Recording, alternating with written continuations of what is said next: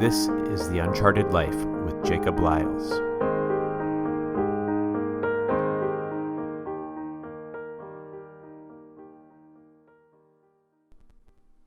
Hello, everybody. How do you like that new intro? It's pretty sweet, huh? Like it said, this is the Uncharted Life podcast, and I am Jacob Lyles. And today I have a conversation with an old friend of mine, Matt English. We both graduated together in the class of 2005 from Wake Forest University, so we go back quite a ways.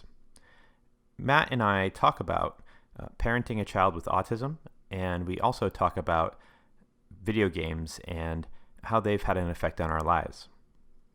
This is the unedited version of this conversation. I also produced an edited version that jumps right to the part where Matt is talking about parenting, because I thought that was the most powerful part, and I'm experimenting with maybe cutting out some of the witty repartee and going straight to the meat to see if people like that better. So let me know what you think. This is the unedited version. As always, if you'd like to support this podcast, please subscribe to us on one of your favorite podcasting discovery platforms, such as the Apple Podcast app, for example. If you'd like to leave us a rating while you're on there, that also helps people find us. So here is my conversation with Matt English. Can I get the voice of Daniel Day-Lewis? Because I want the voice of Daniel Day-Lewis. I'm an oil man, you see. I drink your milkshake. I drink your blood. Oh. Wait. Does he say that? Well, I don't know, but he's in There Will Be Blood, right? Yes. Okay, I haven't watched the movie, but that movie is good. I imagine that there's drinking of blood in that movie. No. No drinking of blood in that movie? You know, it kind of makes the... They do say there will be blood, but I admit there's no promise of it's being imbibed. Are they talking about oil as like blood as like a metaphor for oil? Yeah. Okay. I think so. I mean, I'm going to be real candid with you. That movie was three and a half hours. Really? I think it was that long. But here's why you can't really trust my opinion on that. I think I drank, word use intended, about an hour of that film, and then I engaged in a deep old man intermittent sleep because it was just not hitting my pipes in the way I needed it to. That didn't sound right. And I did see the quote, though, which I wanted to see, which was the I drink your milkshake quote. And I liked that moment. But the rest of it is a haze for me. I'm going to have to look up this milkshake thing on YouTube, see if I can get that clip. Do you know what it means? He's talking about how, like, when he buys land next to your land. Oh, yeah. In the oil world, and then he drills a really deep hole, and then he goes under his land into your land and sops up your oil before you can sop it up. Ergo, he makes a really long straw and drinks your milkshake before you can drink your milkshake. That makes sense. Bizarrely, it made more sense than I thought it was going to make. Yeah, it's actually not. So what is that? Is that a metaphor? Because it's actually rather literal. It's a metaphor because you're like casting. He's not drinking the oil into the world of the milkshake, and then using the function of the milkshake to make a point. So I think that is metaphorical conversation. Yeah, and you're not literally drinking it. You're also, the verb itself is also. Yeah. You're storing it in your tankers. Yeah, right. Is that where you start? I'm not disagreeing with you. I just know so little about the oil trade. Yeah, you store it. You think you store it in these in these giant tanks. Yeah. You can see some of them on I-40 coming out of Greensboro. Yeah. They're like giant. I think they're gas tanks, but it's the same deal. Like you'd put oil in that. Worst museum ever would be what that is. Yeah. See what stuff is stored in. Here's a container for oil. Here's a container for gas. Here is a container for concrete. Here's a container for cereal that you don't want to get stale. Oh no, I want to see that one. Those Tupperware containers. Yeah, that rich people have, where they buy their cereal and they put it in another container. Why would you do that? You were provided a container, sir. Because you are so conscientious that you want to optimize everything in your life, including like how your cereal is stored. The only valid argument I could see for that cereal storage method is the transparency of the container, so I can tell what level I am at with cereal. so I know when my demand depletes to the point that I need to re-up on cereal. But I mean, you can normally just do that by like reaching your hand in when you're unrolling the cereal wrapper, plebeian method, and then there. like feeling around and seeing how much you feel like is there. Right. I mean, and that's you have to reach your hand in anyway when you're picking out the best Lucky Charm marshmallows. So, oh gosh. Have you ever might as well check the level while you're down there. Oh man, that's like if you ever like have just a large bowl of like Lucky Charms. You know what I really want, Matt? What? I want a device that will automatically filter the marshmallows out of Lucky Charms and the berries out of Captain Crunch. Like so you can have them? Or Yeah, so I can have them. I think that's a short-term want. And then we'll... I think you reach the tipping point for that. Like you get that invention, and then you consume, and then I think in a matter of 30 minutes you're like, I regret this immediately. The ratio was admittedly not perfect, but I've well overshot the. You know, I used to date someone who would like take the chocolate, like flecks off the top of cakes and cupcakes, like the shaved chocolate, and she would just like ruin everything. Like to eat it? Yes, to eat it, including like shared cakes, like someone's birthday cake, like at the office. Shared cakes. She would like. Fascist. She would like eat the chocolate shavings off the top when nobody was around because that was the good part. And then I'm so traumatized by that experience. I think I just have like this bitterness in me that I want to like inflict that on the rest of the world so they can feel that pain. And I think by eating everyone's marshmallows out of their Lucky Charms, this is the way to do that. Oh, so your intent is not for this consumption and the enjoyment itself, but rather the resulting lack of consumption elsewhere. Also, I just fantasize about having a bowl full of Lucky Charms marshmallows. You know, how good that'll be. And you're right. What a good world you live. I mean, that is an attainable fantasy. But I don't want to have to filter them myself, so I want to build a device, or maybe pay like some sort of high school student whose labor is cheap under the table illegally to pick the Lucky Charm out of my cereal. I love that you were hiring an illegal to pick the Lucky Charm. You know, I mean, I'd say more of an informal. Yeah. You know, informal. Yeah. I may or may not have worked, you know, helping family members for pay, like to do odd jobs around things for cheap when I was like 10 years old, and I may or may not have violated a labor law, but God, did I want $5? I'm really, see, the way you phrase that, I'm super curious if you did or not. Just the may or may not throws me for a loop. I may or may not have.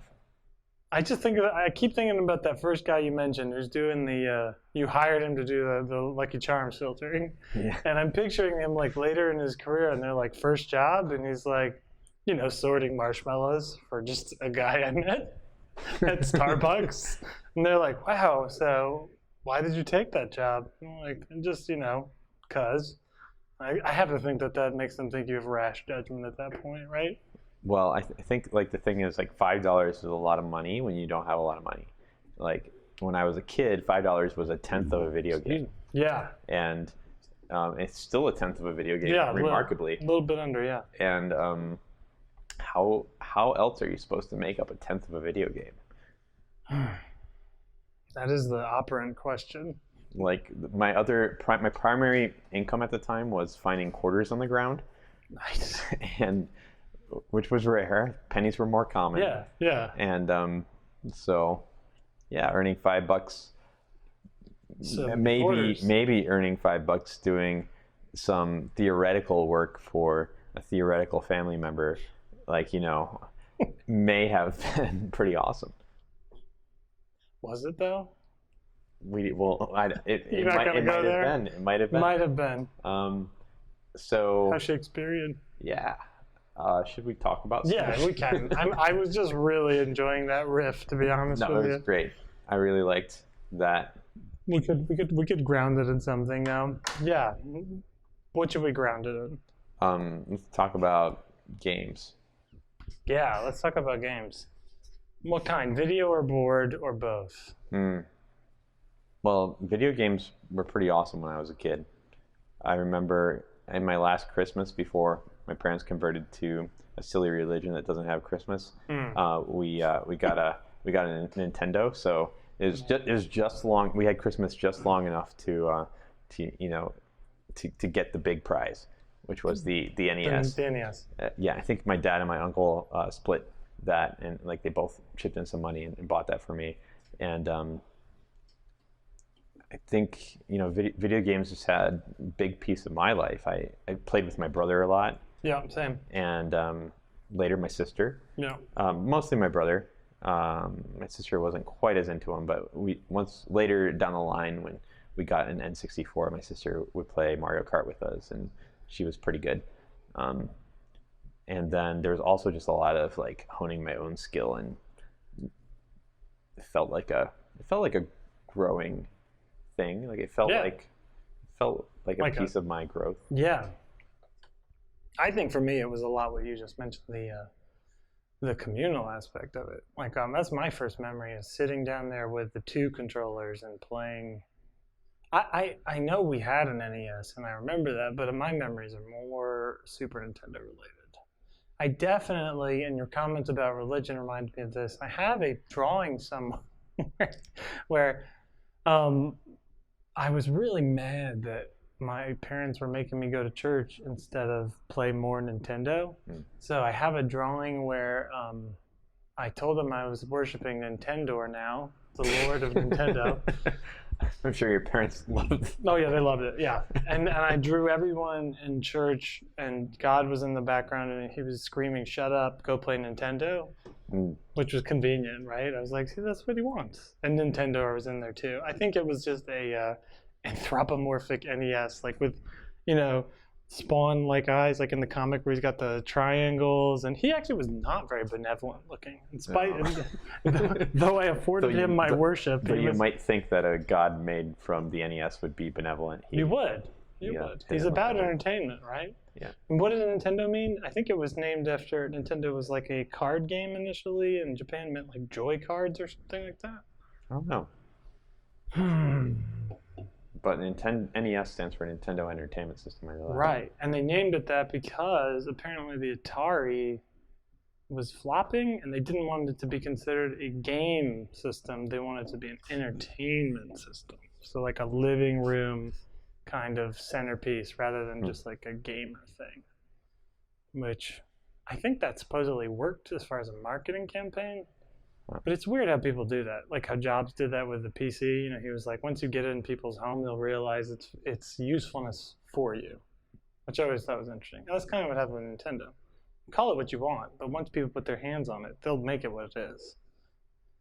There's got to be some kind of Greek name for that or something. I don't know. There should be. The telos, right? That's the telos. It's sort of auto-realized. It can't be impeded. Yeah, you get the vision of the telos. Yes. And you put your Nintendo on it, and it'll lead you forward to the television. Telos vision. I wonder if those words are related. Well, certainly. Yeah, probably. I mean, there's only so many words, right? You can't just... Eventually they have to be. So yeah, I remember, I don't know why I did this. I was really close to my older brother, and he was super competitive. And like we would play like Street Fighter 2, and I remember enjoying it so much that, oh man, if he ever hears this, he's gonna be like, "This is a lie. You're just bullshit." But he would get really mad if he lost like 2 or 3 in a row, and I was super good with Chun-Li. I'd just get that lightning kick up, get you in the corner, and it was just done. Yeah, the cheese tactics worked really well in family games. Yeah, and so I would actually intentionally lose after a little bit in order to keep it going so everybody was happy, because he would get so inflamed with it that it was like, I don't know, he just couldn't pull it back. And then once he won 1 or 2, then he could. Yeah. And I think as an adult he says now he sometimes won't play certain things because he's like overly competitive. I don't know what drives that. So one of Jordan Peterson's riffs is he talks about how rats like to play together, but if the bigger rat doesn't let the little rat win, like at least like about 1/3 of the time, the little rat will like stop wanting to play. So you gotta let people win sometimes. Yeah, it's kind of like why nobody likes the NBA anymore. everybody's just packing all the best players on one team, and it's not fun if it's just like an absolute domination. My best game was probably Mario Kart Battle Mode. Oh yeah, with the balloons on Super Nintendo. Super Nintendo was pretty good. I also played a lot of the N64 version. If I go to a bar that has battle mode set up nowadays, which is rare, but occasionally you'll find like someone with like classic games.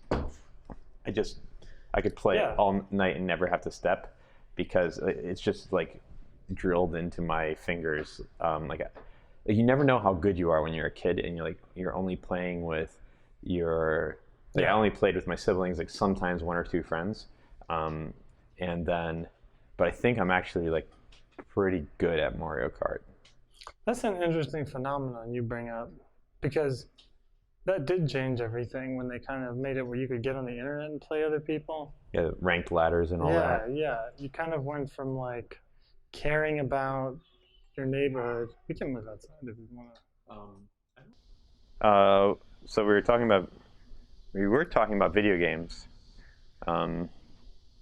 Is that still a topic we want to continue on?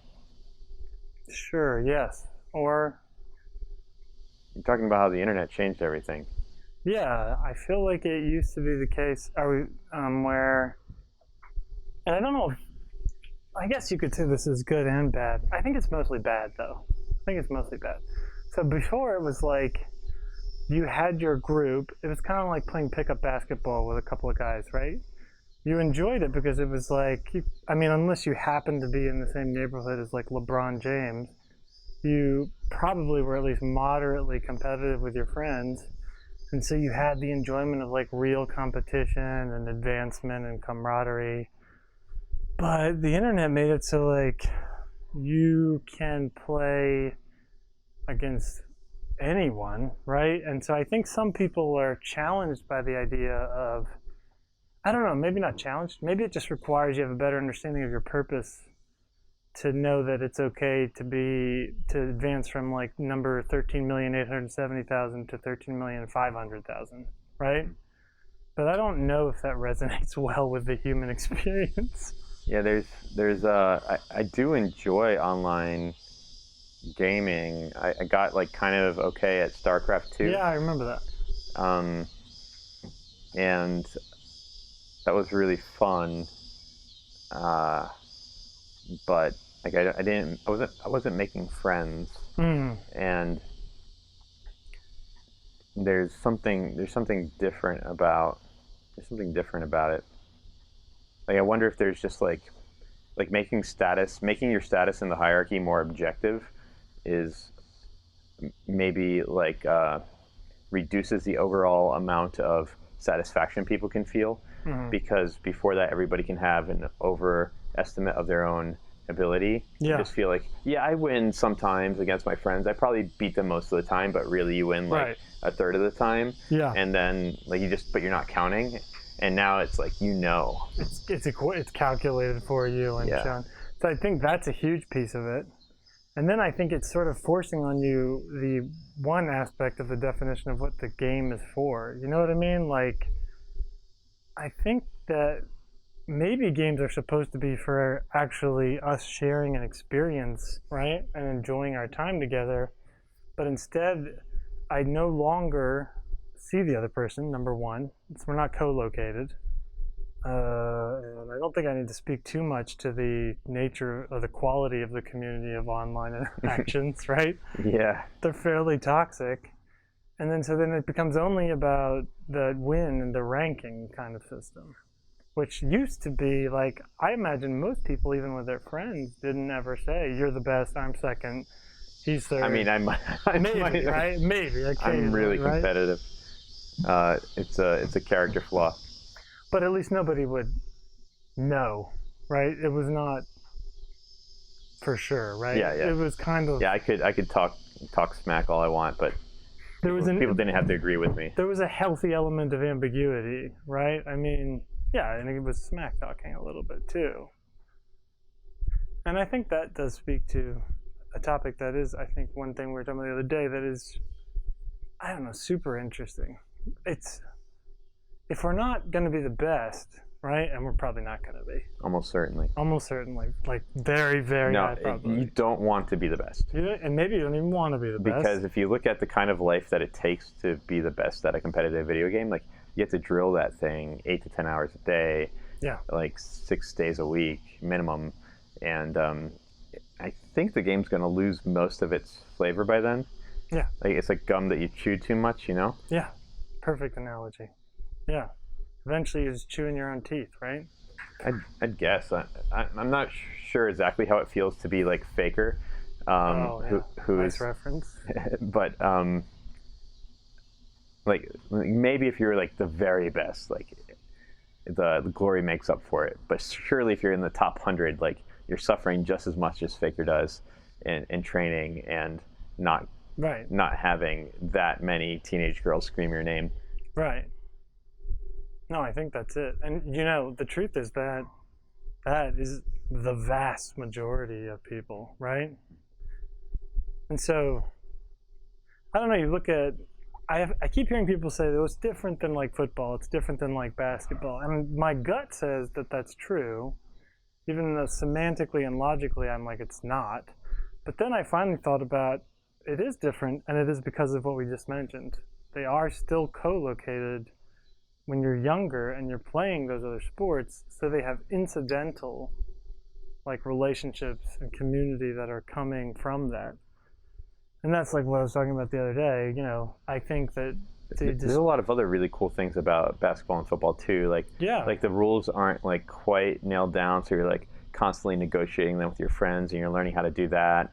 And instead of it being mechanized, like within the structure of the game, you get exercise at the same time that you do them. Definitely. Which video games do work out. I think your coordination and your reflexes. True. Yeah. But they're not. You're physically suffering. Like your body isn't gonna become more healthy like while you do that. And you're not gaining health points. That's for sure. Yeah. You're losing HP. You're losing HP. Your max HP bar is going down. Or at least it's stagnating, right? Yeah. Certainly not going up. Yeah, that's a really good point. And I think you're getting at it. Like, the negotiate, that's what's the word I'm looking for? That's an integral life skill. To go, we don't know what the definition of the rule is here. Let's compromise and have a conversation and incorporate each other's skill sets and define what it's going to be, right? So that we can hopefully have max enjoyment for everybody here. It's a very economy way of talking about that, isn't it? Max utility. You were an econ major? Yes. Yeah. Yes. The and like when someone says it's a foul and someone else says it's not a foul, and you have to hash that out. Like there's a lot of just like social skills being learned, and like even in the parts that are unpleasant, where you're like fighting with some. Mostly the parts where it's unpleasant. Yeah.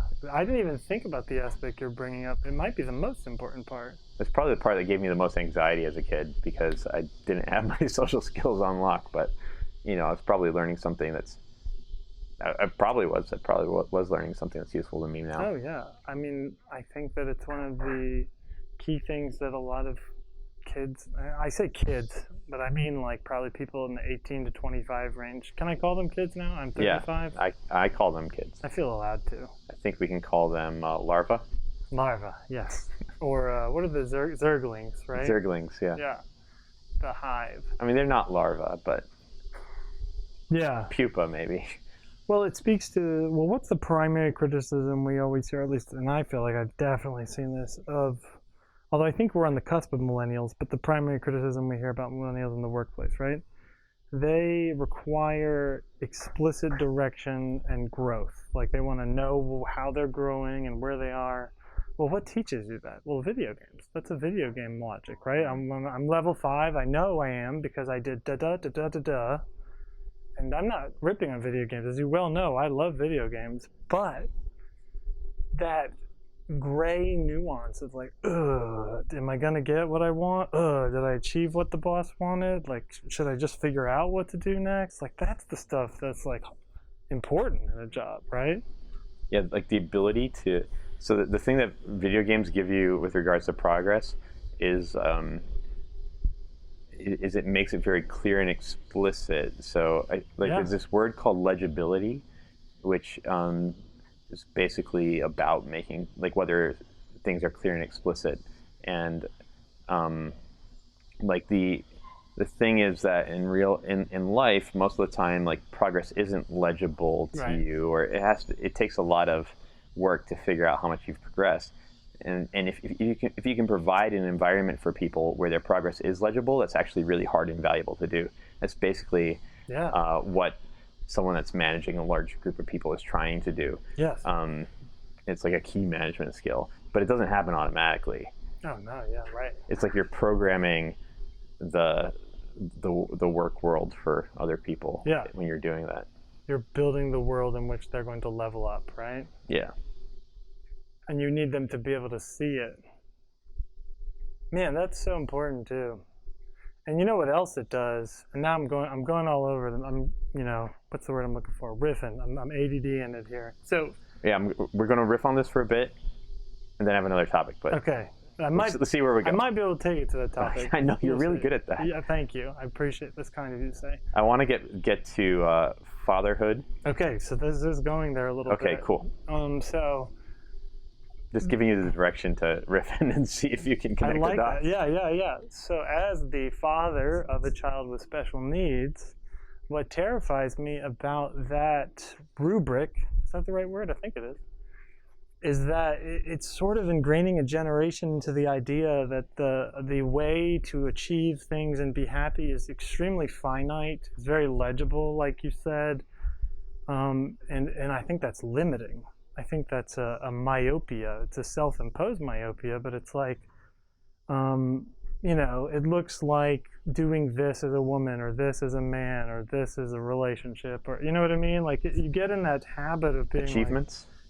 Achievements and unlocking achievements, right?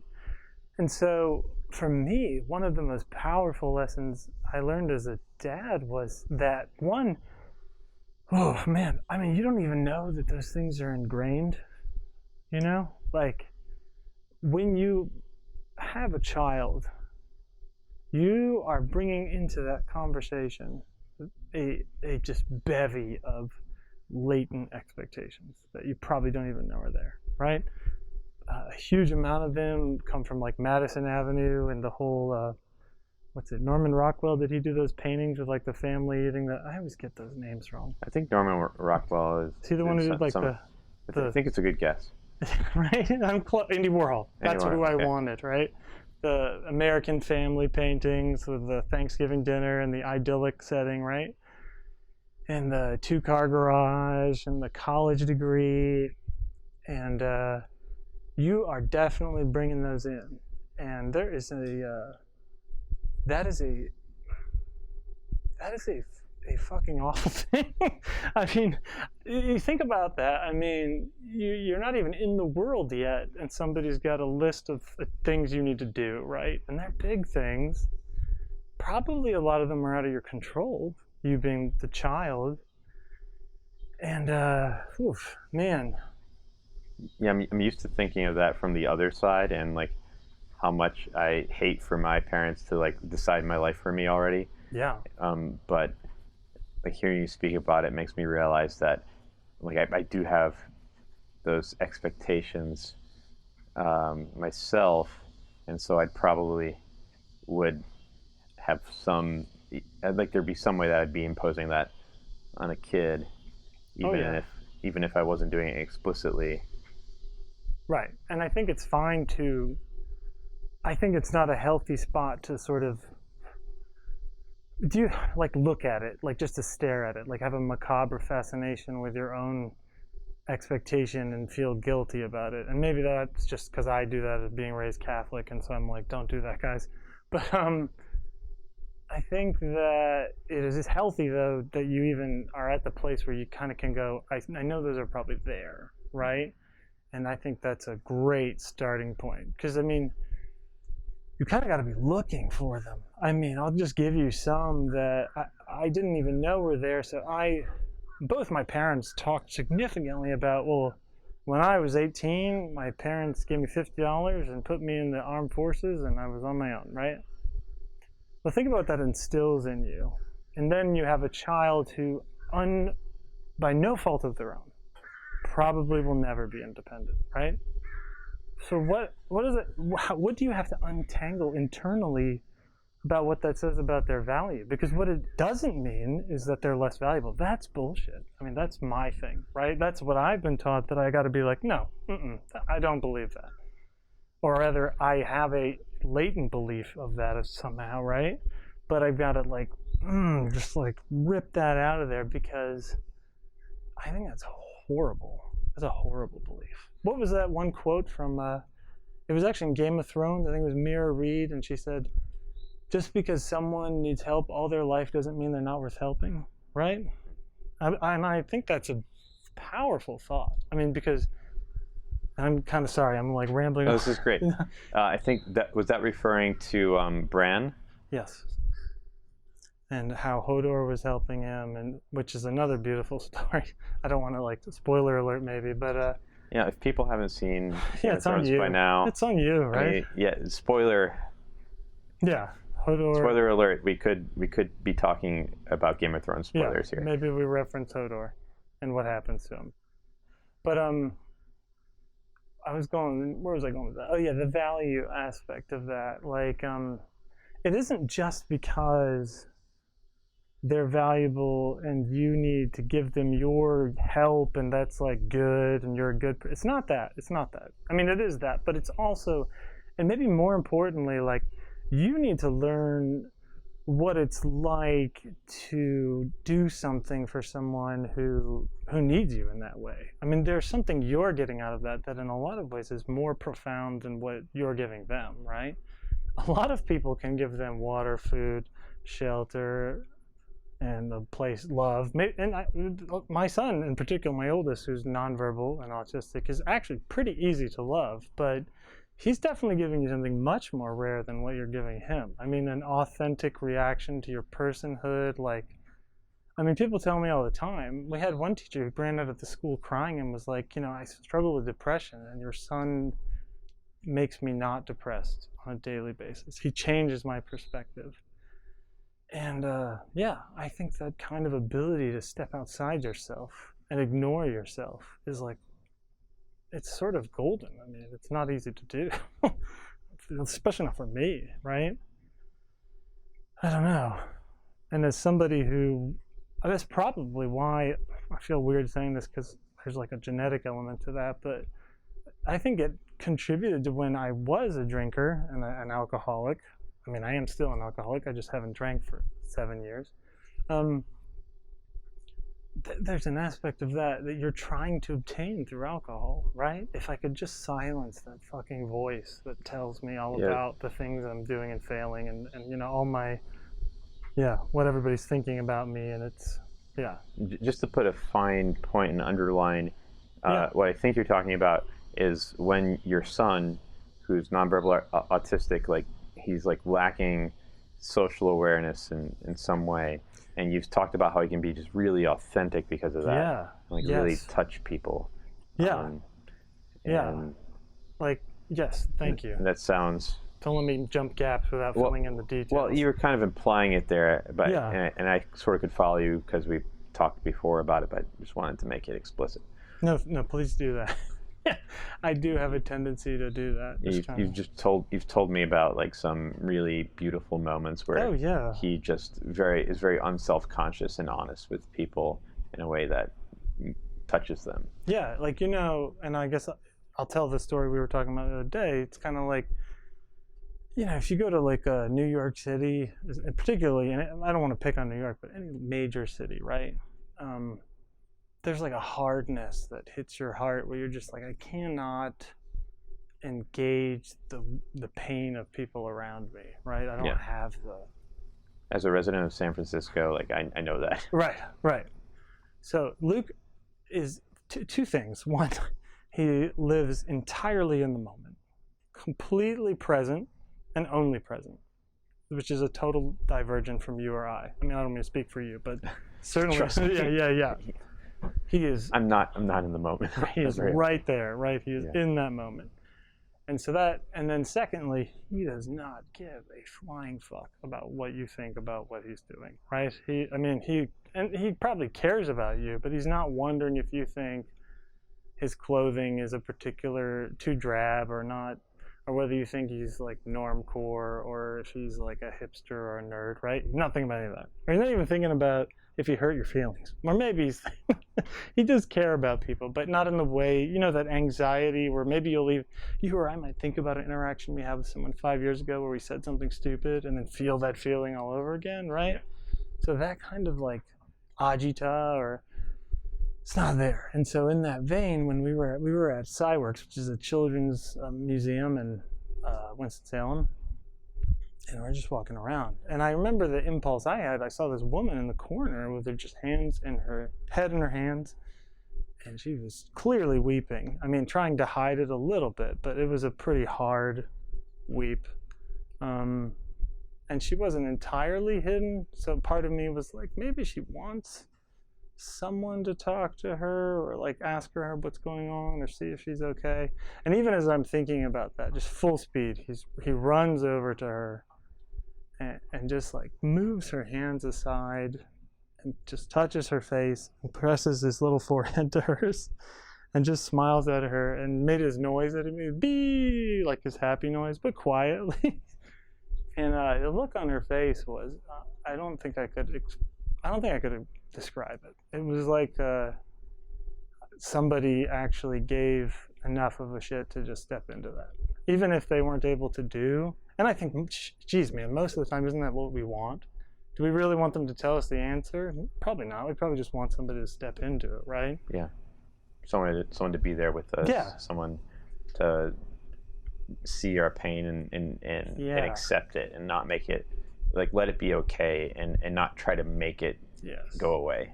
Yes, right. Not tell you why it's not a valid pain, right? Not tell you how their pain is like yours and they get it, right? None of that. Just presence, right?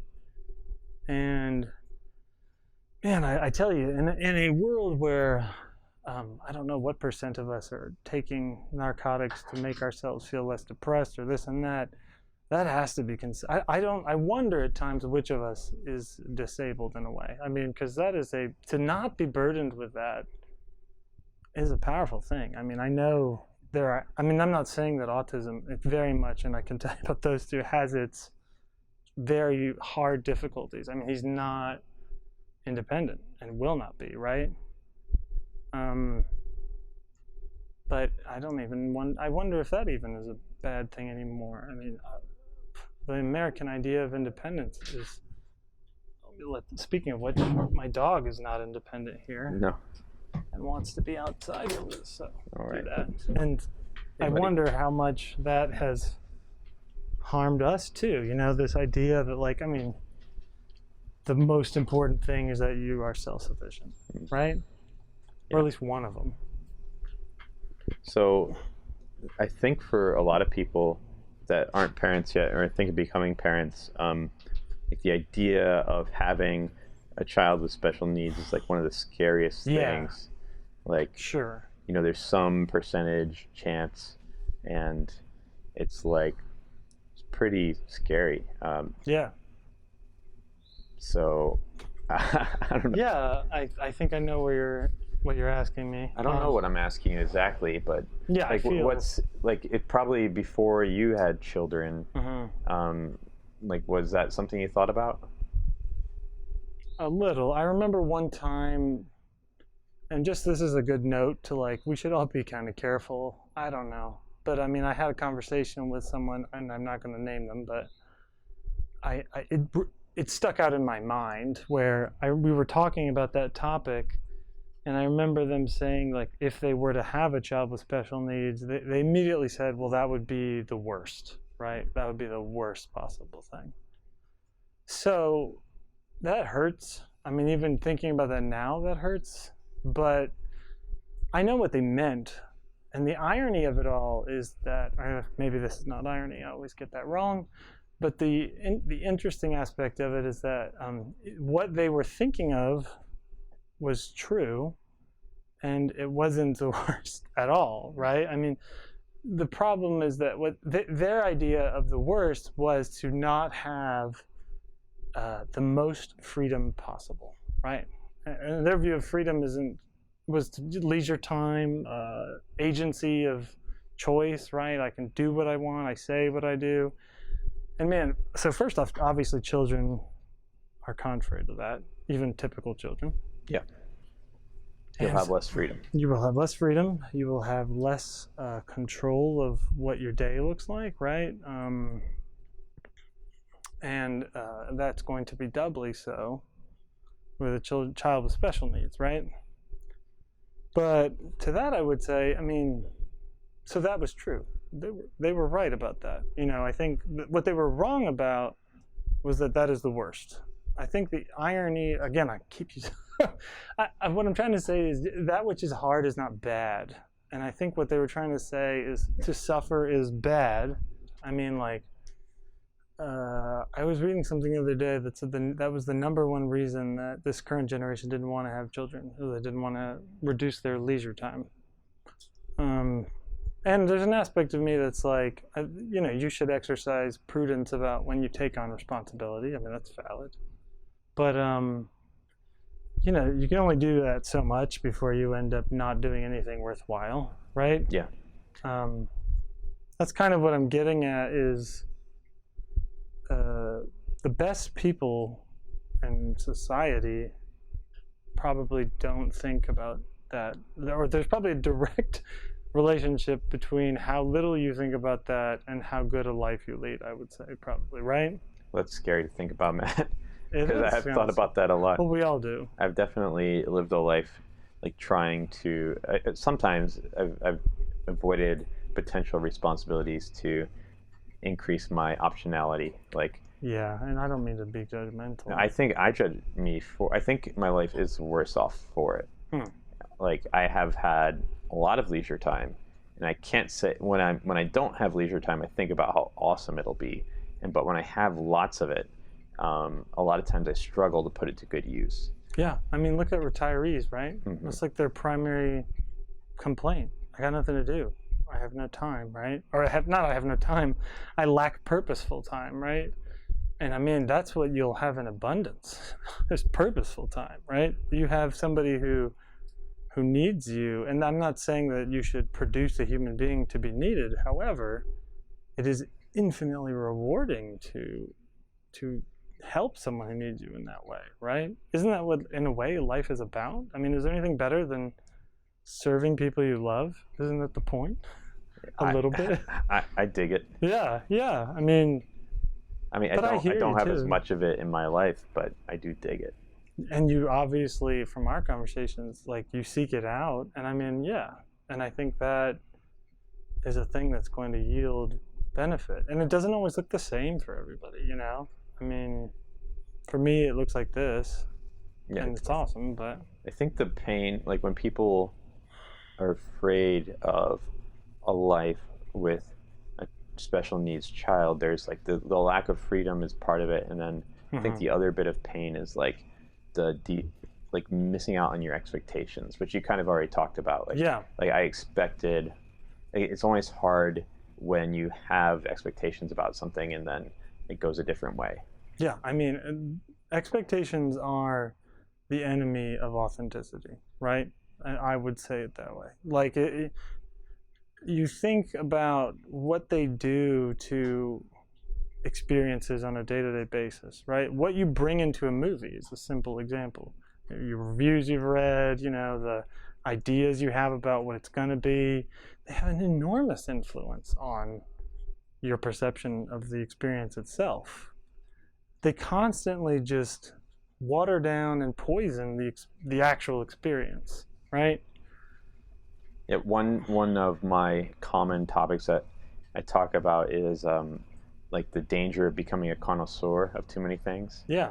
Because to become a connoisseur is to like have all these preconceived ideas about what is good. Yeah. Like I did it for coffee. I'm kind of a coffee connoisseur, and now when I come to North Carolina to visit my folks, like I sort of like just have lots of negative experiences looking for a cappuccino that's as good as a cappuccino I get in San Francisco. And so I sort of consciously limit my, like, I have a brain that wants to become a connoisseur of like all these different things, and I sort of consciously limit myself sometimes and say, like, I'm not going to go looking for the best of X, because if I do that in too much of my life, then I have this layer of expectations over it where I'm constantly can only be happy if I get the best. And Right. And it's like it's enough of a pain in the ass that I only am happy with the best cappuccino. Yeah. And maybe if I didn't have that expectation, I could just enjoy like a Starbucks cappuccino every now and then. And let me ask you this question. This is an honest question. I have no like gotcha behind it. But do you feel like, what if you ended up having that cappuccino that all of your experience had or knowledge, really, your expectations told you that this is a bad cappuccino, and then you have it, but you actually think it's really, really good? What does that do to your mind or your perception of your own taste? I think it's really hard to have that experience. Yeah, like, do you feel like you would deny it almost, or?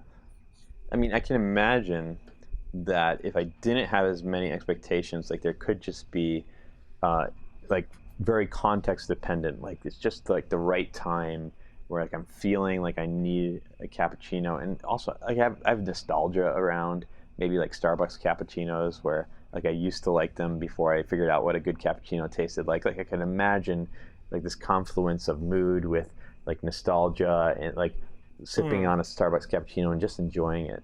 Right.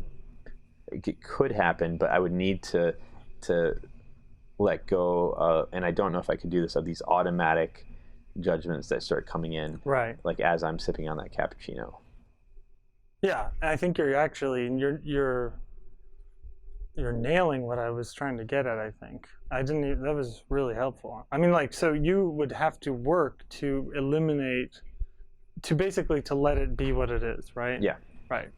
You'd have to do that work to untangle your own. I mean, and that's what I'm talking about, but only at a deeper, more hidden level with children, right? I mean, and I think that sometimes you kind of have to mourn that a little bit and bury that, because it requires exactly what you were just describing. If you just lie to yourself and say, this is what I wanted, right? Because, I mean, if I'm going to be real honest with you, obviously nobody wants their child to have a disability, because it brings them hardship and it's just not a natural want, right? Mm-hmm.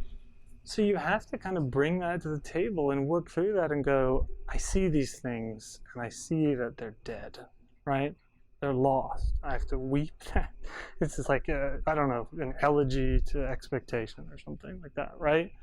And then I think, you can rise from that and breed a new thing, a new view of what it is to be a dad, or what it is to live a fulfilling life. Like, because, it's so powerful and to think about how so many people's like box of what a fulfilling life is not available to Luke. I mean, my oldest son, that is not a thing he can attain. It's just not there. So I would kind of wonder if you talk to them and you'd say, well, what does that mean for that person? And have you considered that person, right? And I mean, honestly, I don't think I would tell you that I had until I had to, right? So I don't think anybody should like feel bad about that. But I think it's a worthwhile consideration. It's what makes diversity actually important, right? Is by actually having those people around, having diversity of interaction with other types of human beings, you begin to think about, oh, well, my view doesn't allow for this person to be that, right? To live the life I think one should live. And maybe I should question that. Maybe I should change my view, right? Yeah. I can tell how much you love your son. Thanks. I do. It's I love my son so much, and I love what he's done to my stupid views. Yeah. I imagine there's been a journey of you coming to your current understanding of like what it means to be a person, yeah, and what it means to be a worthwhile person. Yeah. And it sounds like I'm getting a sense of like some like internal remodeling you've done Right. of your concepts and your expectations for people through this experience. Yeah, that's well said.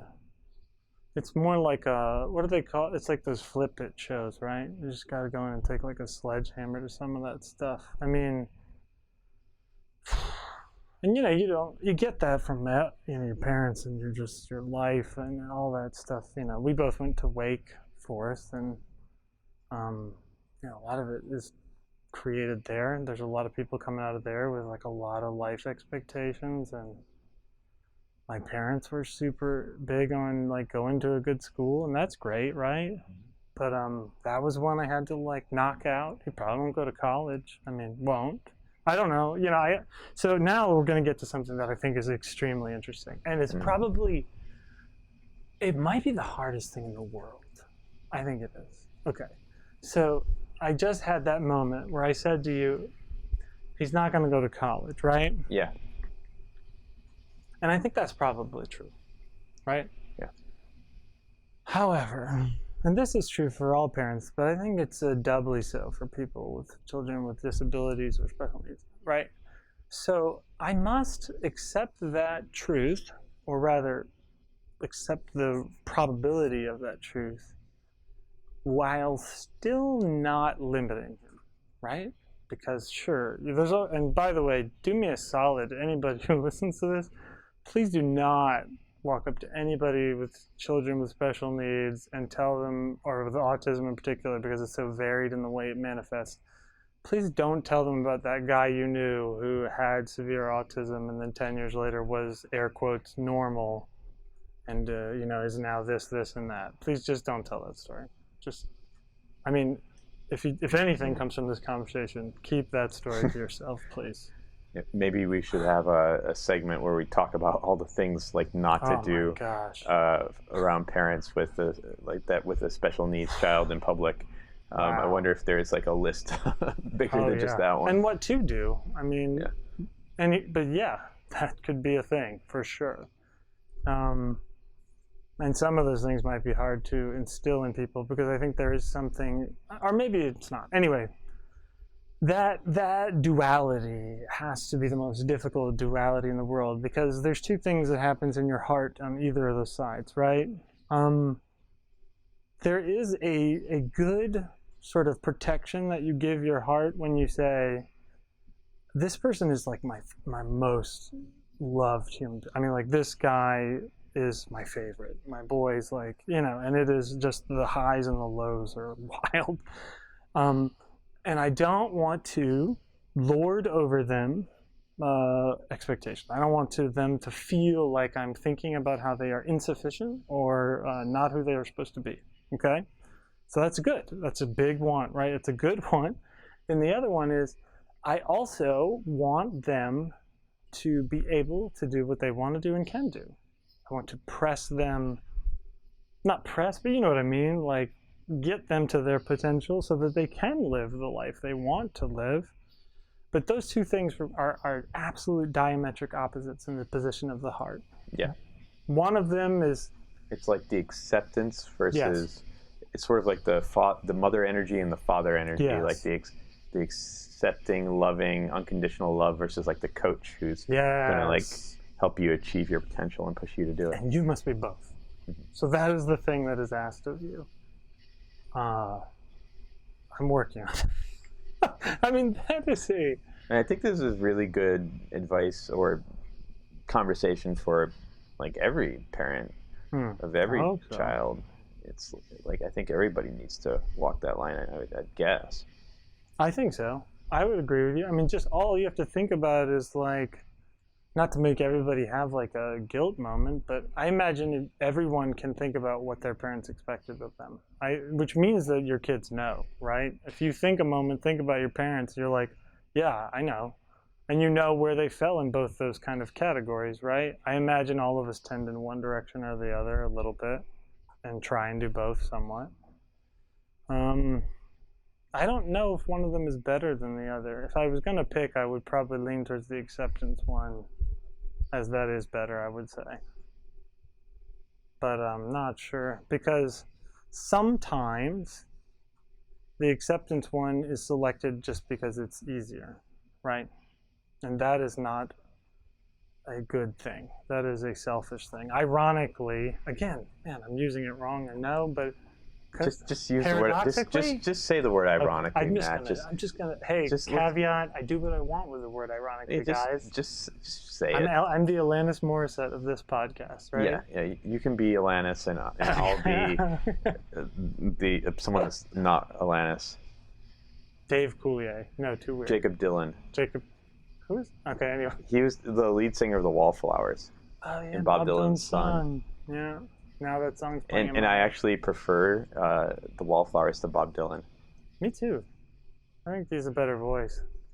Anyway. Yeah, he does. Oh yeah. So there's an element to which sometimes, acceptance is just not trying, right? Like I love, like when you see someone suffering and stuck, like. Yeah. Or I'll give you an example. In the autism community, so a lot of kids with autism have very rigid diet habits, right? So you could say to yourself, and I knew someone who did this, he'll only eat green M&Ms and Cheetos. This is a real story. And I was talking to this person, and I probably, or I can't remember if it was me or Sarah. It was probably Sarah, or I don't know, but might have overstepped our bounds in being like, well, you can't just feed them green M&Ms and Cheetos. I mean, that's kind of borderline child abuse. A human being cannot be sustained on those things. Even though Cheetos is apparently the most engineered food in the world, but it's not engineered for nutrition, apparently. And I think that their point was that is the way he is, and that's who he is, right? And so I don't want to, I just, accept that, right? But a little bit, it's like, are you accepting that though? Or is it just he's very, very hard and you have to put in a lot of work and hours and time to make him eat things he needs to eat, And we had to go through that. It was hard. I mean, we just wanted chicken nuggets. That's what we want, chicken nuggets, right? But you can't just eat chicken nuggets. Man, that would be great if you could. I like them a lot, right? But you have to be both of those things again. You've got to be accepting, but also be like, no, I think this is the thing you need to do, unfortunately. And I'm going to have to press you to widen that. I don't know what that one is. It's like an anxiety or a texture thing, or, just a fixation, obsession. But that is hard. That is hard. Anybody who's ever helped someone through an addiction probably understands what we're talking about here, or through maybe a very hard relationship, right? Just kind of like, you get kind of laser focused on it, and the way to love someone might be a little bit to kind of help them along through that period, But that's all contextual. I mean, you'd have to look at it, but I don't know. Yeah, when you really love someone and care about them, it's not your interactions with them aren't to do the easiest thing all the time, but you're caring for their welfare, and especially when you're an adult and they're a child, and your picture of the world is just so much more nuanced and complex than theirs is. Like you have a duty to make them upset sometimes for their own good, or in the course of doing something in their own good. And that is very hard. This is very hard. You were absolutely right. Yeah, I can't imagine how hard it is. That sounds really hard. It's pretty tough. Definitely the hardest thing I've ever done. I mean, there's the food one. We did that, and then I remember when Luke was first diagnosed with autism, and he was kind of 2.5, and he would I don't know. You get in those modes where you sort of. It's not a fantasy, but whatever a negative fantasy is, like where you sort of drill down to the worst possible thing. Yeah, it's like a catastrophic thinking, or like a death spiral kind of thing. Yeah. He would go to the top of the stairs and then get on his knees and squint his eyes and just look at the light, right? And for like an hour. I mean, and you would just be like, is this what our relationship will look like, right? I mean, am I just going to have this person here who's in another world, and someone I want to know? It's like having the Pandora's box of like the thing you most want to open is completely sealed off to you, right? That's the terror of it. I love this thing, and I want to know it, but I can't. I fear it will be closed off. And so then through years of like, we went into debt for behavioral therapy. We're finally out of that now, which is an amazing thing. After years of that, like that is not a fear I have at all anymore. Like he's not as verbal as you and I, and his vocabulary is probably limited to like a 200-300 words, and there are full sentences that are like phrases, like Chick-fil-A is mastered to the max, or I want fries, or take a bath. But there's also an element to which we are still engaged in such a powerful way. I mean, it's not all just words. I mean, we all know this. It's sort of something we all secretly know that we don't always say, but I mean, there's so much communication going on. It's funny because like our relationship is so verbal. Mm-hmm. Or my relationship with a lot of my friends is so verbal. Yeah. Has it changed like how you think of your relationship with other people? That's an excellent question. I'm glad you said it because I think it's a beautiful thought. Yeah, I mean, yeah, you've known me for years, and I am a very verbal processing type person, and I think it has completely altered the way I listen to people, the way I understand people.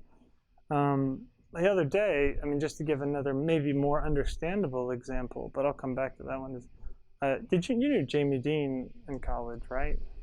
I'm not sure. Well, his name is inconsequential in this context. Well, his name reminds me of the sausages.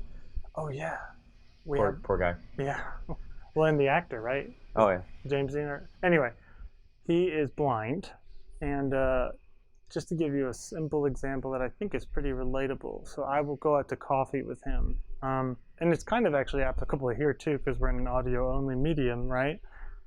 So, you talk to somebody and you listen to them and you kind of nod, right, as you're hearing them. But then you realize as I'm talking to him, I'm like, oh, he doesn't know I'm nodding at all, right? He has no clue that I'm like adamantly listening, but giving all these like visual cues, right? But that's useless to him. So then I sort of learned to I would modify the way I did that. I would make certain noises or say, yep, and just sort of do that more often when having conversation with him, because the point I'm making is that it teaches you when you interact with somebody with a disability like that or autism, you learn to adapt yourself to another human being's need of communication, which is, I think that's an extremely valuable lesson and skill, right? I mean, because for so long, especially you knowing me in college, I think you could attest to this, I had one mode, and I mean, it was that or nothing, and if you didn't get it, then I didn't really want to deal with that. And I've had to learn that in profound ways. I mean, just the ways he touches my face, or the way he looks at me, or grabs my hand and moves me. I can tell the nuances of his movements, the facial expressions. You just sort of learn to listen with everything other than your ears, or even your ears, but not for words, right? And you really do absorb, what did they say in those communication classes? They always say 80% of communication is nonverbal, and you're like, I don't know about that, but yeah.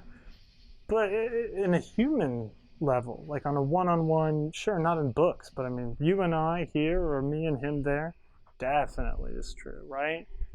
Because in that moment in that story earlier, right, did he communicate something to that woman crying in the... Absolutely. And did she know what he was saying? I have no doubt she understood what the message was, right? Way better than if I walked over and was like, hey, I see that you're upset and I wanted to see if you need anything, right? I don't know if she would really believe that, right? But he made himself vulnerable and took a risk and went in, right? So then that's what's communicated. I'm in. I'm also part of your spectacle for you, to be in your spectacle. Yeah, who's going to walk up to a stranger in a public context and put your hands on their face without saying anything? Right. And put your head against theirs. Who's going to do that? It's extremely risky, right? It's very risky. And what do you think they'll do? Well, that's Right. That's the whole point. You're right. You have no clue. That's why we don't do stuff like that. Right. You might be totally rejected or completely accepted in a beautiful moment. But and I think what's wild is I think if somebody did that to you, even the way they did it, their posture, the way they moved to you, the way they touched, I mean, all of that would be laden with meaning. That's the word I wanted, right? You would sense all of that. And I think we do. It's why the internet is so insufficient for communication, as much as I love it, right? Yeah. It's made me, this makes me think about like how uncomfortable I often am around people with a disability. And I think it's because they're unpredictable, right? Well, and it's also asking me to change my preferred mode of communication. Right, sure. Like, I don't even want to talk to people, to some extent, you know, I notice and challenge my own sort of narcissism, but like, I don't even want to talk to people that are like, just have different interests from me. Like, that didn't go to get as much education as I did, because I'm like, oh, they won't be able to keep up. Sure. And me too. I have to challenge that, and I think that's kind of the same thing that holds me back from people with disabilities. I'm like, oh, I might have to change how I interact, and you're right. And it's hard. It is hard. And it's uncomfortable. Yeah. And it would probably make me a better communicator. And I have no doubt it would. Yeah. I have no doubt it would. Get me off my high horse a bit. Learn me a little humility. It's a problem. I mean, everything you just said, I still do in many moments, right? I mean, so like, I just say that as a journey. It's a journey. It's an ongoing, and the fact that you're even saying like, that self-challenging is the most important piece. This is the most important piece, because it's not something that I think the best goals have no achievement unlocked point. They're never complete, right? And so that is an excellent goal to say, I would like to challenge my internal monologue about not risking myself in interactions with unpredictable people. I think it probably yields pretty awesome moments in life. Yeah. Probably some weird ones too, right? I've heard very amazing things about. There's this man named Jean Varnier. I've heard that name. He was a Catholic priest that he became very upset about how mentally disabled people were being treated. Oh, I do. Yes. And he started a home for them called L'Arche, which is French for the Ark. And I've heard, and so he started these communities that are sort of built around the idea of the humanity of people with mental disabilities. And I've heard that being in his presence, he's one of the best nonverbal communicators probably that has ever lived, or certainly living now. Wow. Because with a lot of the people he works with, they can't communicate their needs. And he is working with them. He's been working with them constantly for 50 years, right, or something on that magnitude. And I've heard that if there's one of their residents who's throwing a fit and all the nurses can't figure out what's going on, he'll walk over and just put his hands on them, and like he knows how to touch them in a way that will just calm them down, because he's done it time and time again. And I imagine, like, I heard it. There's an interview with him on the On Being podcast, and like his voice is very gentle. And I just imagine him having this very, very gentle persona that, from descriptions, that sounds like very Christ-like. And I'm like, okay, how do you get to be that? You get to be that by walking the path he walked. Yep, taking the risk again and again and again. And I also, you tell that story, and I think to myself, are we so different, or are we just walled up, right? I mean, if you were having a really hard moment, maybe that would also be amazing for you, right? It would be. Right. I mean, I think the difference is that, like, I can maybe, like, handle it better, or, like, tuck it away so I can still do other things. But I have a lot of moments where where I'm unhappy, and it Yeah. would be really nice if I was around someone who could notice that and give me that kind of presence. You got me thinking too. I often wonder how often a marital argument is. I mean, we've had so many arguments that not a single one of the words had an ounce of meaning in it. There was all some other narrative unspoken on either side, or something unrequited or unnoticed that was the source the whole time. And in an ironic way, the actual words are impeding the communication, right? They're blocking it. Whereas maybe even just walking over and like looking them in the eye and like hugging them, or pausing and putting your hands on the shoulders of them, and being like, okay, you know what I mean? Like, not even words per se, but like, I don't know. I'm kind of having that revelation now of how many times I just like talk myself in a freaking circle without saying a thing, Yeah. Like, even with just simple stuff, like, it's wild when you're married long enough where the other person will be like, no, you're just hungry. And you're like, no, I feel the things I'm saying, and it's very complicated and intelligent, and that's why. And then, slowly as you're like going on your rant, they kind of like slip you a cracker, and you're like eating it, and then you're, okay, I was just hungry. But probably you don't see it until hours later, after you've gone scorched earth on some stupid semantic point that is meaningless. But maybe it's just me. Do you get really cranky when you're hungry, Matt? Yeah. Tired is more than anything else. The fatigue. I mean, that is an aspect of parenting it's tough. Yeah, probably the toughest in my opinion. Like, when we were in college, I laugh at how I thought I was busy then. Like, it's like a joke level of busy. I'm just like, how did I even? I mean, I had that conversation with a guy I worked with who was younger, just out of college, and he was just getting on my nerves a little bit, if I'm going to be honest, talking about how he felt like he never had time to do anything.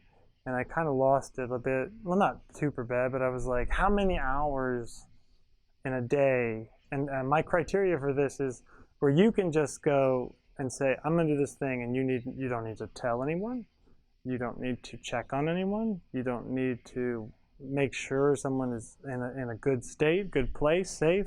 How many hours in a given day? And I'm counting sleeping hours too, okay? So those do count, right? And he was like, well, I'm working for 8, so like 16. I'm like, I have maybe 1, right? On an average day, and many days 0, right? It's like I'm expected to be here at the office, and then I need to get home as quickly as possible. And then I'm doing that, and I'm like watching. Even when we were talking at the beginning of this interview, or in a podcast, I don't know what to call it, but I was, side checking on Luke, right? And thinking about how he's doing. And now that Sarah's here and upstairs, I can kind of let that go a bit because I've transferred that ownership. Mm-hmm. But that is such a wild difference. I mean, we just had like oodles of time in a given day. The freedom-loving side of my brain is like really intimidated and scared when he hears that. Oh, I mean, but you're way more adaptable than you give yourself credit for. Yeah. Because I'll give you the flip side of that argument if you want to hear it, or not an argument, but that point. So there are other nights where I'm like, I have some friends who are, not really engaged in a community. They're not in a significant relationship. They live on their own. And I think about that. This is going to sound really bleak. I should just be honest, though. I'll be honest. Yeah. I think about the idea of coming home, and that same sentence I said a moment ago, like that if I did those things, that no one would care. No one would be impeded by my absence or presence. No one would notice if I was, in a rough moment, and that kind of makes me like, I almost get short of breath thinking about that, like that crushing loneliness. I think about, I've done that for a lot of years, and when I was living by myself in a 1-bedroom apartment before, I met my last girlfriend and we started dating, and I moved in with her like not so long after we started dating. And before that, I moved in with in a group home of people. Oh. Yeah, but it which is very common in San Francisco because you can't afford the rent on your own. So adults like later in life, like even in their 30s or 40s, are going to be living with friends, which has its upsides, it turns out. But I went from like being alone a lot to being around her a lot, and at first I resented it because I was missing like my freedom. Like I had this person who was just like constantly in my awareness, and eventually I sort of got used to it, and it got to the point where I'm like, okay, this is like sort of interchangeable. Like I can tolerate this. Like this is kind of interchangeable with my life before, when I would get home and like sort of just have lots of time to think and to do whatever I wanted. But then when I lost that relationship, I realized that those two states are not interchangeable. Like I actually was a lot happier when I had that other person in my life. And like going back to having infinite free time whenever I want it, it's a really big burden. And it's not quite as, I don't know what I was looking back on when I was resenting the loss of free time when I first got in that relationship, because I have it again, and it's I don't know why I had that rosy view of it, because it's not so rosy. I think it's a natural I think it's a natural perspective. Like, I don't think you should beat yourself up for it. I think we all kind of sort of think that. It's like, we think if the traffic lights weren't there, I could go as fast as I wanted and where I wanted, and not even that the other obvious problem with that, right, is that I'm going to hit all the other cars. But, yeah, I think that you obviously, though, like as we talk about it a lot in the last 2 days, right? Yeah. You clearly understand it, though, which I think is huge. Like, I think that what's happening in that's so hard and different is that we need structure and community. We need it. I think it's almost as critical to the human condition as like water and food. I think it's pretty high up there. Like we were talking about working from home, right? And I was like, the reason I feel like I can work from home now is because I know that structure is present, right? I cannot escape it. So it's like both a constraint, but it's also creating a type of freedom and productivity. It's weird, right? It's like order through, I don't know, freedom through order in some bizarre way. Maybe in the order that you're talking about at home? Yeah, so like when I'm working from home and I start at like 8:30, and then I know that the kids will be back from school at 3:30, and then our nanny, who's awesome, will leave at 5:30. So I know once 3:30 comes around, I probably should have stopped doing the kind of work that requires total silence. So I kind of schedule that around that.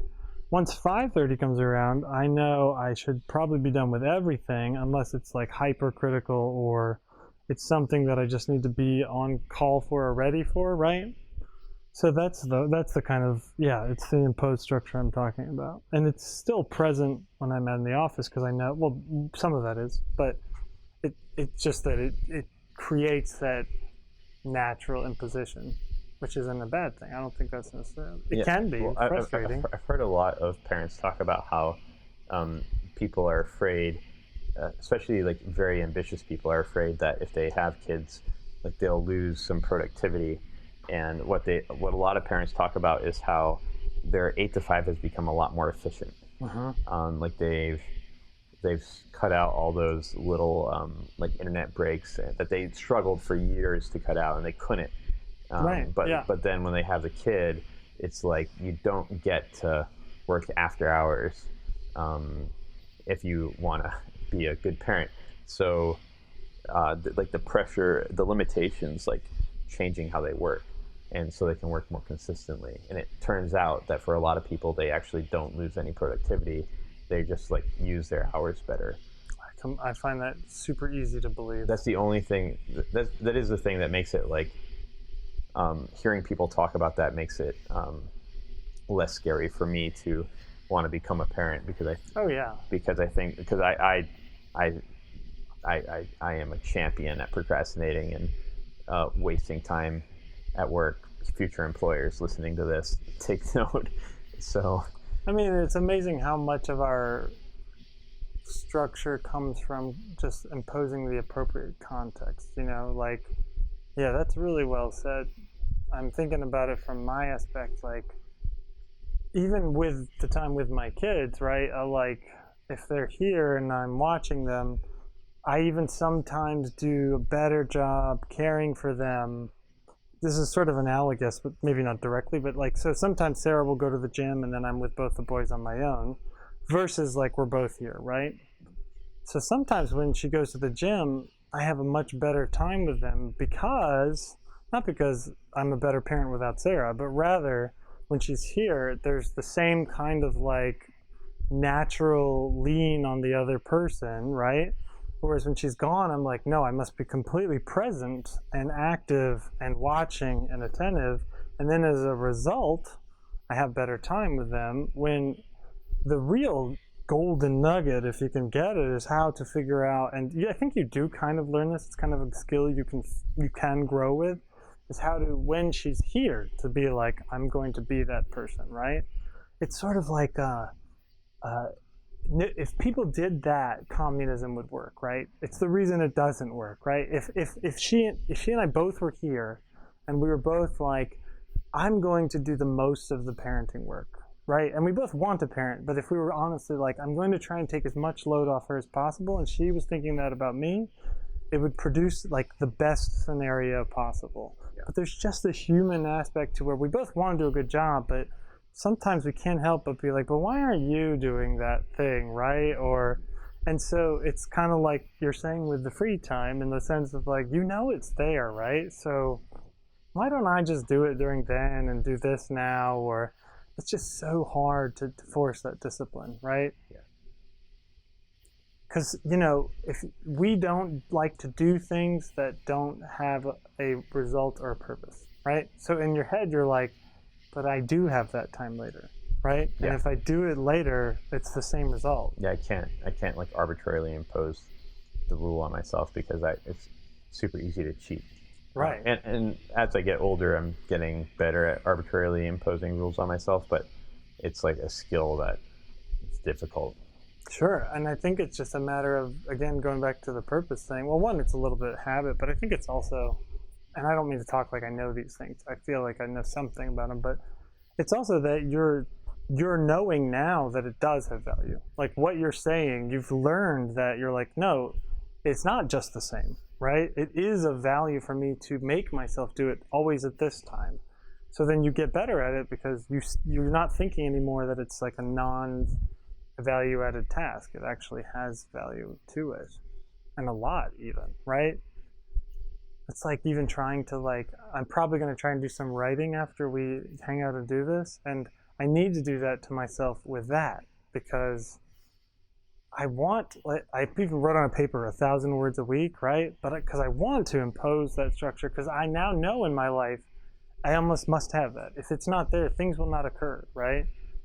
They just won't. I just don't think we do that, I definitely don't, at least. Sounds like you're in that boat too. Yeah, my self-management has never been my strong suit, although it's something that I'm starting to get a little bit optimistic about. Like, I think I've found out a mindset that's sort of helping me on it, which a friend of mine, he says that basically, he just put it in a way that really emotionally struck home to me, where he said, habits,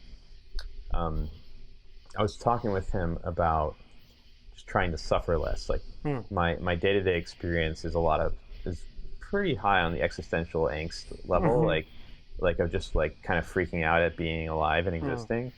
And it's like higher than I want it to be. And so I've been thinking of setting a goal for myself, and I judge it on a 1 to 10 scale. So like 1 would be like perfectly at peace with whatever happens, and 10 is like I need to kill someone. Like maybe me, maybe someone else, but something needs to die. Someone will die. Yeah. And like the worst during my last breakup, maybe I got up to like a 9.5. Like I was pretty. It was not a nice time for me or anybody in my care. If I had I was very hostile, and like nowadays I'd say my average is maybe like a 6. It doesn't feel very nice. So I said, and some days I get down to like a 4, which is good for me. So I talked to my friend. I said, I've been thinking of just like trying to set as a goal for myself, like lowering my level of suffering, like just not trying to be happy, but lowering my level of suffering, so I can get that number down. And he said, yeah, I focused on that for 4 months once, and it was the second most important thing I've done in my life.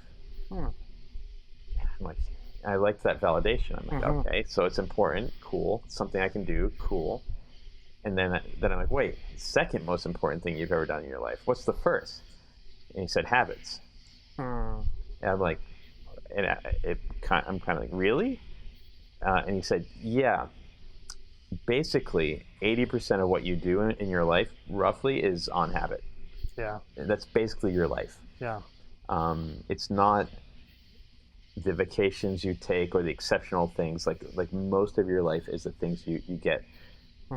You do by habit. And so actually the thing is, the most important thing that change he's ever made in his life was learning the meta skill of changing his habits. Yeah. And he says, if you can change a habit and gets you 1% more time, that's 1% more time in your entire life. Right. Yeah. Right. And that can make a huge difference.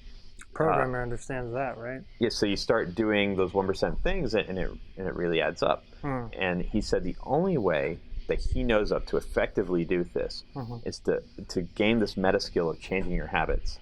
And hearing him talk about this, first of all, like I have huge anxiety around like self-management and habit formation because I've tried so hard to do it, and I just failed time and time again. I identify with the ADHD label as well. So, but he said the only way to do it is to pick one habit at a time. Yeah. And like just commit to changing that. And you don't do a lot. Yeah. You always but just commit to one. Just commit to it. And it's okay if you fail and you like regress, but you must be committed. And you must succeed no matter what the cost. And after you get that one locked down, then you can do a second one. Yep. And as you go along, like you'll get better. And so like right now, the one habit I'm working on is journaling every day. And I've failed at that so many times. It's like kind of anxiety producing for me to try to journal every day because it's not the first time I've told myself I journal every day. Right. Oh yeah, that's always a hard narrative to fight. Yeah. You tried this before. But it's like it's not that hard of one. Right. And I'm letting myself half-ass it, saying like, as long as I get some words on the paper with the date above it, and like I'll normally write something more, but as long as I get something down, then it counts. Yeah. And so far it's been like 5 days, but it's been pretty hard, and it's been pretty hard. Like I'm on vacation. Like I could have all these excuses. I could always tell you these excuses. They're always for not there. doing it, but I'm sticking to it. That's awesome. Yeah. And I'm going to see if I can get it. I'm a firm believer in what you just described too. I'm currently in the process of doing that with exercising. And I'm over the hump, I call it. So I had, like 3 years ago, I was like about 25 pounds lighter and was running a lot. And then I would get hurt, and then that would break my cycle, and then I would not do it anymore. And just like you're saying, that's like the killer, right? The moment you're not doing it, you don't keep doing it. And now finally, I'm on about a 6 or 7 week trend of doing it at least 2 or 3, or most of the weeks it's been 4 times a week. This week I've done 2. And even hearing you talk about that, maybe be like, you need to go run, you need to go run, you need to go run. But I think understanding what you said did for me, because I didn't see that way the first time I lost the weight. So I kept pushing myself to, I don't know what, right? Trying to get faster, leaner, I don't know. But this time, my objective is what you just described. My objective is to continue the habit, right? And that's why I think I'm not getting hurt. So now when I'm running and I feel like a tinge or something, I'm like, no, slow down, because your goal is to be able to do this later this week, right? So if you push it now, that's not going to be worthwhile. You're going to not be able to do it again later. And man, it is extremely true what you're saying. And it does have that domino effect, man. It really does. But it's super hard. It's super hard. And I think the other piece that that I would go to what you're saying is like, the reason that parenting does a lot of what we're talking about is because, like your friend is saying, it's very hard to do it yourself, to impose that skill, right?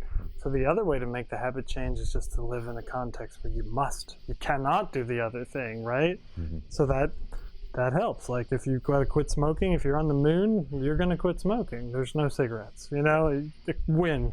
It's not as good as learning what you're talking about, but I imagine it probably helps. I really want to try to quit caffeine before I'm doing an 8-day wilderness survival retreat in Alaska at the end of July. One of the things you can do when you have no responsibilities, you might as well take advantage of the time. Yeah, no, you should. And I want to quit caffeine before I do that. But if I don't, then I'll definitely quit caffeine while I'm there, because we're surviving completely from the wilderness with like just a knife and like building our own shelter and hunting our own food. So unless there's like coffee trees in Alaska, yeah, then I'm going to be going without. There might be. I don't know. I really don't think there are, given what I know about coffee. Right. I know little. So I will be getting off of caffeine this month, one way or another. As much as I'm not an advocate, at least for myself, of alcohol, I am the inverse of caffeine. I'm a huge fan. There's things I notice with caffeine that I didn't notice when I was a big user of it that were a problem for me, and that now I advise people about. One thing is I used to have problems with stress. Is this going to make me stop drinking Maybe. caffeine? I don't know if I want to hear it then, but I'll listen. Or just consider all parts of the issue. One is like I've had trouble with stress at various points in my life. Like I've had when I was an investment banker, I had chest pains, and I went to the doctor at I'm 25, and the doctor's like, yeah, you're nothing wrong with your heart. You're stressed. And what I've discovered in the periods where I've gotten off of caffeine is when I get stressed and I'm not drinking caffeine, I get focused. Because caffeine causes your body to release adrenaline. Yeah. And getting stressed causes your body to release adrenaline. Right. And when you have both of those things going on, it can turn up the system too much. But if you only have one going on, your body sort of naturally focuses. Yeah. You get your natural stress response and it's okay, versus getting your natural stress response and it building on top of the stress response that you've already artificially induced and it becoming too much. So that's something that's cool about getting off of caffeine. Although I'm currently caffeine addicted, so don't. There's a no. This is not a current thing. The other thing I noticed was I just slept better. Oh, well, that's sure. And a lot of people, especially soda drinkers, where they don't count the caffeine. Right. They'll say, "Oh, I don't sleep that well at night." And I'm like, "When's the last time you have caffeine in the day?" And they'll say, "Yeah, I have my last cup of coffee at noon." And I'm like, "Do you drink soda?" And they're like, "Oh, right." Like it actually has an effect. And when I was a big caffeine drinker in college and university and grad school, I would just have some nights where I didn't sleep, and I didn't know why. Yeah. I'm like, oh, there's just some nights you sleep and some nights you don't. And now I realize those nights I didn't sleep, I would at 11 o'clock I'd have a Diet Dr. Pepper and play Dota. Oh my gosh. And then by the time I stopped at 1, I just couldn't sleep because the caffeine was going through me. Maybe some adrenaline from the Dota. Dude, I will say I got into League of Legends for a while, which is basically Dota. Too. Yeah. And man, I still can drink caffeine up till 9, 10 p.m. and go to sleep, but not if I play that game. If I play that for an hour or two, I might just be up through the whole night. It just sort of, I don't know, it jacks me up. Whenever I play a 2.5D game for a long period of time, like the Dota or StarCraft, where you have this kind of slanted photo 3D world that you're looking down on, when if I play it for a few hours and I close my eyes to try to sleep, I actually still see the world, like animated. Like I just see characters running around, and like my brain is. Me too. That's weird. Yeah, and you can't let it go, right? You can't stop thinking about it. It's like my visual cortex is literally producing that image. Yeah, I do that too. That's weird. And most of the time, I'm unsuccessful at sleeping with that. No, it's not easy at all. Yeah, it doesn't work. It also just gets you so amped. I don't know. Oh man, it's the best. It is a great feeling when it's happening, man. I mean, it's like when you win a close StarCraft match. Yeah. It's just like awesome. Like your testosterone levels are probably just through the roof. Like you just won like a war or something. Like your side just won a war, and you're. Oh yeah, it feels just like that's that circuitry in your brain. Yeah. I remember that with League of Legends, where I would if I kind of like managed to just out-skill someone, like where it was like a 1v1 in the lane or something, and I would be poking and like, coming back and forth, and then do something risky, but then like through skill basically get out of the risk I'd put myself in and win. That would be like my adrenaline would just skyrocket at that point. Like you do something that really you should lose in that fight at that point, but you basically, because you overmatch them and you're either a maneuverability or something that, yeah. Now there was also you guess where they're going to fire their skill, and you zig out of the way, and then.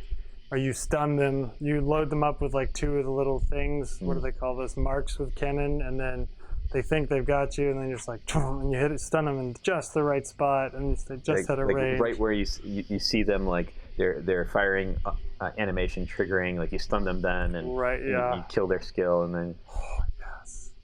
And then you get just far enough away, and here's like a skill shot cue, the range one, where like they think they're going to come out and get one more hit on you, but you lead their position to where it falls right where they're going.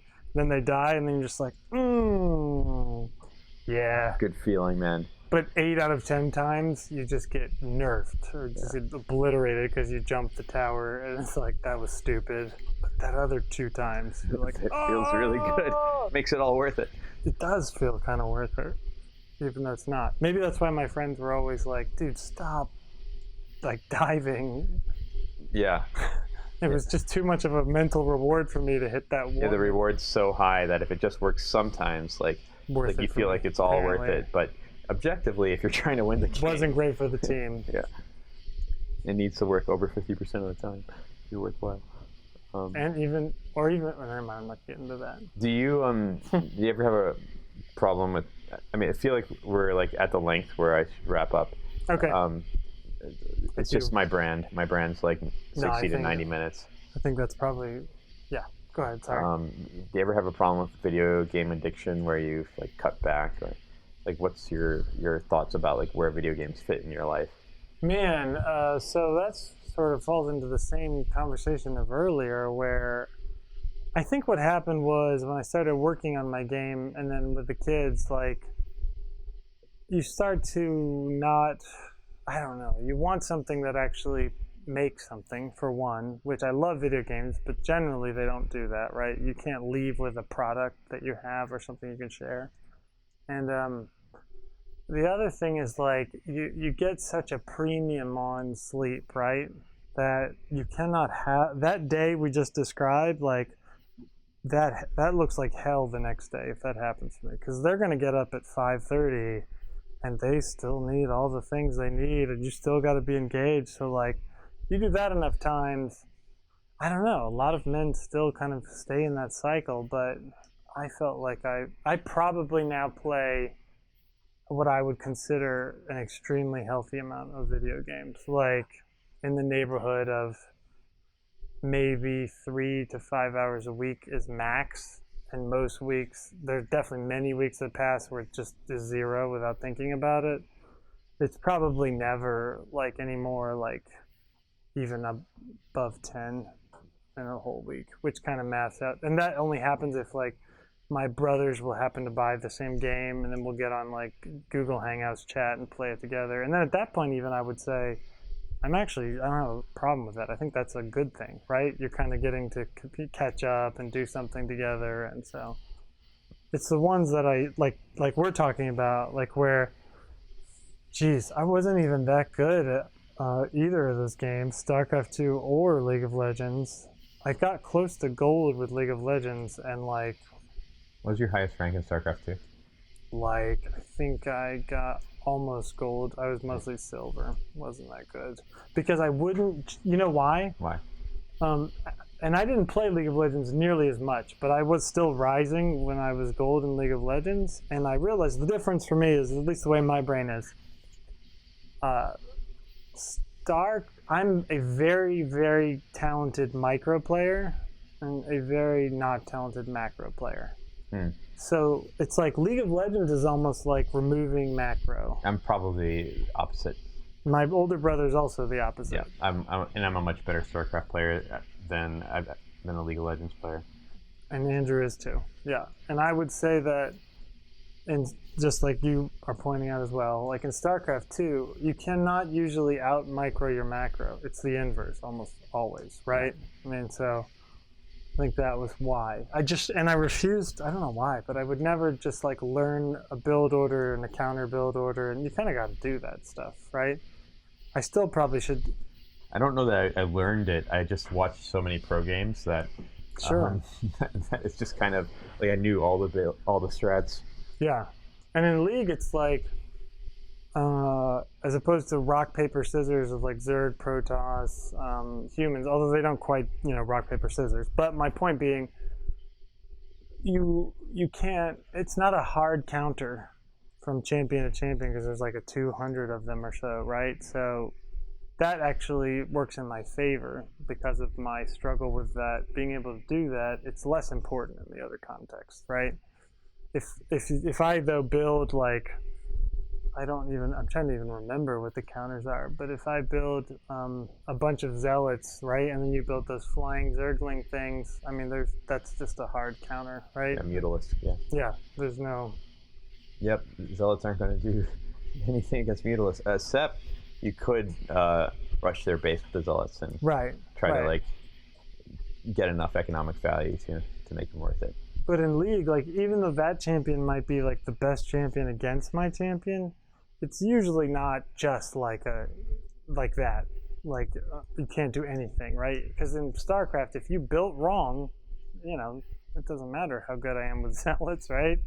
I'm screwed, right?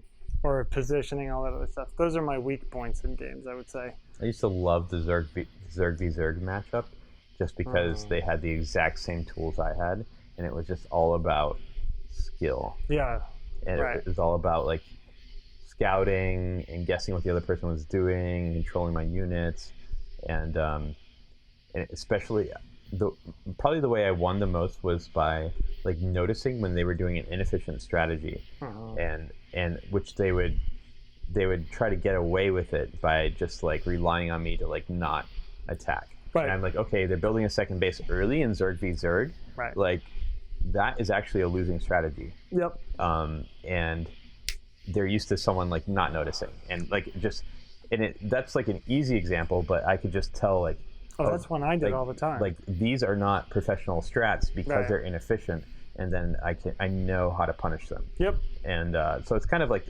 whatever skill I had in StarCraft was mostly like that kind of macro-oriented thing, where it probably came from watching like every freaking pro match that's ever been. That's how you learn stuff.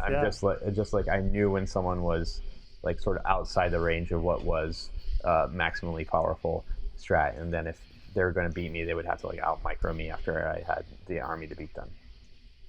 And just to give you an idea, just to double down on that same idea, the only game I've ever been like exceptional at, I would say, is Smash Brothers, and it is like exactly what it is only what we're talking about. It is all like, I'm looking at you, I see you're gonna do that. It's all timing, right? Yeah. See, just thinking about that gives me some anxiety. Like, I'm like, there's no way I could ever be that good. And you can. I mean, probably would. I just don't. I just had to start watching the pro Smash Brother players and like figure out like what I needed to know. But still, like, there's something about that. I have pretty fast reaction speed, so probably I could be a micro player. But there's just something in me that like, just I never wanted to. Like, it's just not the thing I enjoy. I think that everyone can learn the reaction speed, right, and the speed of doing your moves. I think what then differentiates you into becoming exceptional from that point is the people, once you get the ability to do something and then still be doing what you're doing and look at what they're doing and then guess correctly what they will do next and then do the thing that counters that before they do it. And if that is what makes you like I would play with people who weren't as good, and it wasn't like, oh, he's beating them. It was like they aren't landing a hit, because you're just like, you're going to do that, you're going to do that, you're going to do that. And it's like chess in that way, right? Like a great chess player doesn't like the ultimate speed chess. Right. Super fast. They used to use StarCraft for that, actually, where they used to like monitor the brains of people playing chess, and they switched to StarCraft apparently. Just because it is, I think, a lot similar in that way too. So we're just about out of time. Is there anything? Should we end on a serious note? That's kind of my brand. Okay.